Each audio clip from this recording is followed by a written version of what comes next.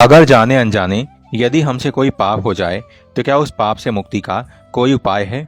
तो हाँ, श्रीमद् भागवत जी के षष्ठम स्कंद में महाराज परीक्षित श्री सुखदेव जी से ऐसा प्रश्न करते हैं। बोले, भगवान, आपने पंचम स्कंद में जो नरकों का वर्णन किया उसको सुनकर तो गुरुवर रोंगटे खड़े हो जाते हैं। प्रभु, मैं आपसे ये पूछ रहा हूँ कि यदि कुछ पाप हमसे जाने अनजाने में हो जाते हैं, जैसे चींटी मर गई, हम लोग श्वास लेते हैं तो कितने जीव श्वासों के माध्यम से मर जाते हैं।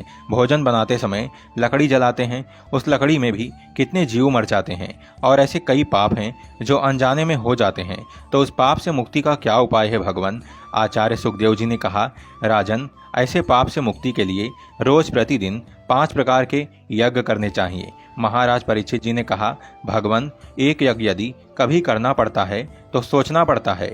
आप 5 यज्ञ रोज कह रहे हैं। यहाँ पर आचार्य सुखदेव जी हम सभी मानव के कल्याणार्थ कितनी सुंदर बात बता रहे हैं। बोले, राजन, पहली यज्ञ है जब घर में रोटी बने तो पहली रोटी गऊ ग्रास के लिए निकाल देना चाहिए। दूसरी यज्ञ है राजन, चींटी को 10-5 ग्राम आटा रोज वृक्षों की जड़ों के पास डालना चाहिए। तीसरी यज्ञ है राजन, पक्षियों को अन्न रोज डालना चाहिए। चौथा यज्ञ है राजन, आटे की गोली बनाकर रोज जलाशय में मछलियों को डालना चाहिए। 5वां यज्ञ है राजन, भोजन बनाकर अग्नि भोजन, रोटी बनाकर उसके टुकड़े करके उसमें घी चीनी मिलाकर अग्नि को भोग लगाओ। राजन, अतिथि सत्कार खूब करें। कोई भिखारी आवे तो उसे जूठा अन्न कभी भी भिक्षा में ना दे।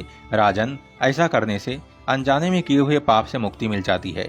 हमें उसका दोष नहीं लगता है, उन पापों का फल हमें नहीं भोगना पड़ता है। राजा ने पुनः पूछ लिया, भगवान, यदि गृहस्थ में रहकर ऐसी यज्ञ न हो पावे तो कोई और उपाय हो सकता है क्या? तब यहाँ पर श्री सुखदेव जी कहते हैं, राजन, नरक से मुक्ति पाने के लिए हम प्रायश्चित करें। कोई व्यक्ति तपस्या के द्वारा प्रायश्चित करता है, कोई ब्रह्मचर्य पालन करके प्रायश्चित करता है, कोई व्यक्ति यम नियम आसन के द्वारा प्रायश्चित करता है। लेकिन मैं तो ऐसा मानता हूँ राजन कि केवल हरि नाम संकीर्तन से ही जाने और अनजाने में किए हुए पाप को नष्ट करने का सामर्थ्य है। इसलिए हे राजन, सुनिए, श्वास श्वास पर श्री कृष्ण भजी, वृथा श्वास जनिक होए, न जाने या श्वास की आवन होए न होए। राजन, किसी को पता नहीं है कि जो श्वास अंदर जा रही है वो लौटकर वापस आएगी कि नहीं। इसलिए सदैव हरि का नाम जपते रहो। मैं तो महाराज आप सबसे यह निवेदन करना चाहूँगा कि भगवान श्री राम और श्री कृष्ण के नाम को जपने के लिए कोई भी नियम की जरूरत नहीं होती है। कहीं भी, कभी भी, किसी भी समय सोते जागते उठते बैठते श्री गोविंद का नाम रटते रहें। हरे राम राम राम हरे हरे, हरे कृष्ण कृष्ण कृष्ण हरे हरे, हरे कृष्ण।